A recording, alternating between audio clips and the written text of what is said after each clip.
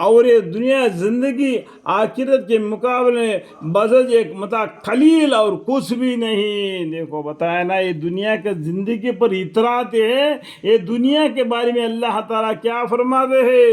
وَمَا الْحَيَاةُ الدُّنْيَا فِي الْآخِرَةِ إِلَّا مَتَاعٌ.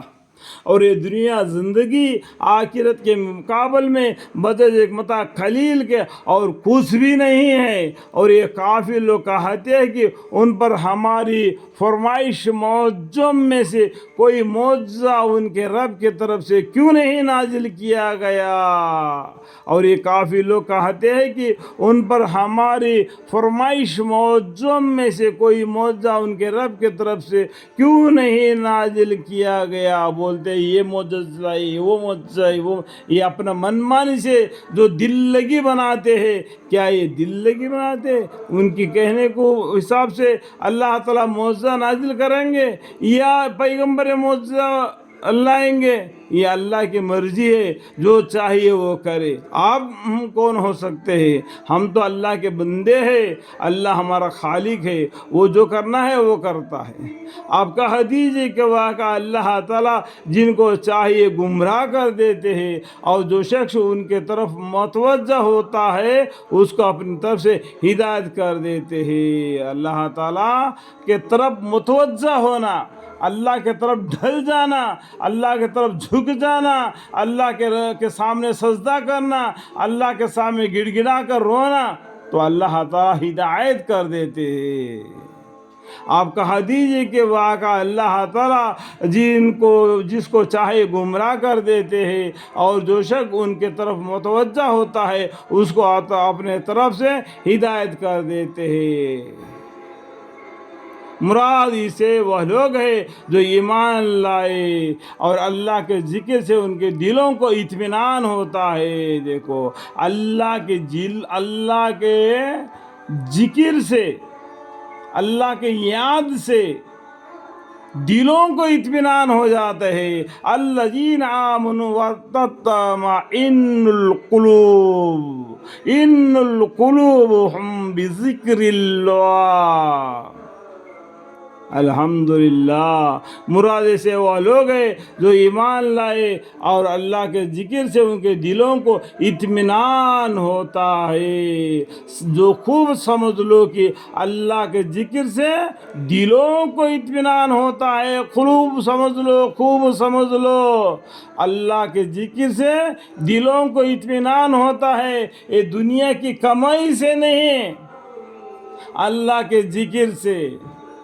یہ دنیا کے مال و دولت سے نہیں، اللہ کے ذکر سے دلوں کو اطمینان ہو جاتا ہے. الا بذکر اللہ تطمئن القلوب.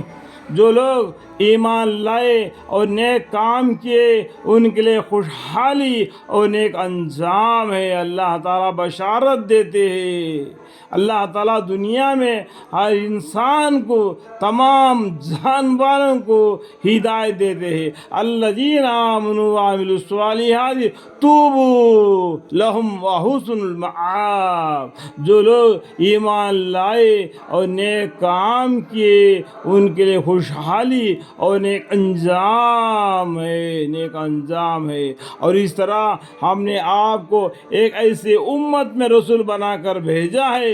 اس امت سے پہلے اور بہت سے امتیں گزر چکے ہیں. تو ہمارے پیغمبر ان پیغمبروں میں سے ایک پیغمبر ہے جو آخری پیغمبر ہے. ان کے پاس میں کوئی پیغمبر آنے والا نہیں ہے، کوئی کتاب نازل ہونے والا نہیں ہے. اس کے بعد میں اگر کوئی کہے کہ میں پیغمبر ہوں تو اس کو مینٹل ہاسپٹل میں جانا چاہیے تاکہ اپنا دماغ کو سدھار کے لے آئے.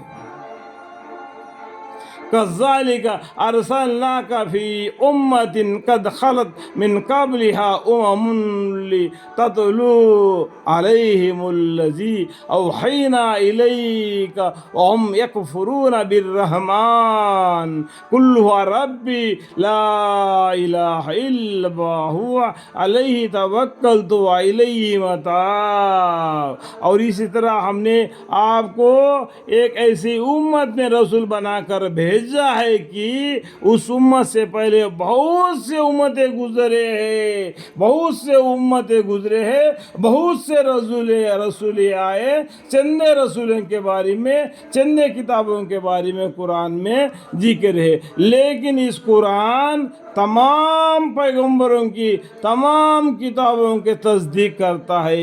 एक अल्लाह तौहीद की तरफ तुमको बुलाता है ताकि तुम शिरक से बच जाओ, ताकि आप उनको वह किताब पढ़कर सुना दे। देखो कुरान को पढ़कर सुनाना जो हमने आपके पास वही के ज़रिया भेजी है, ये वही के ज़रिए आई है, इस कुरान है, इसको लोगों के सामने पढ़कर सुनाना, कपड़े में बांध कर नहीं रखना।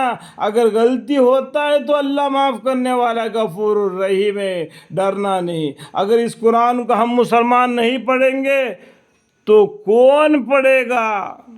इस कुरान को हम मुसलमान नहीं पढ़ेंगे तो बताइए कौन पढ़ेगा? कुरान से इतना डरना क्यों? अगर गलती हो भी गया तो माफ़ करने वाला गफूर रहीम है। अल्लाह से माफ़ी की दरख्वास्त करो, अल्लाह माफ़ करने वाला है, अल्लाह माफ़ करने वाला गफूर रहीम।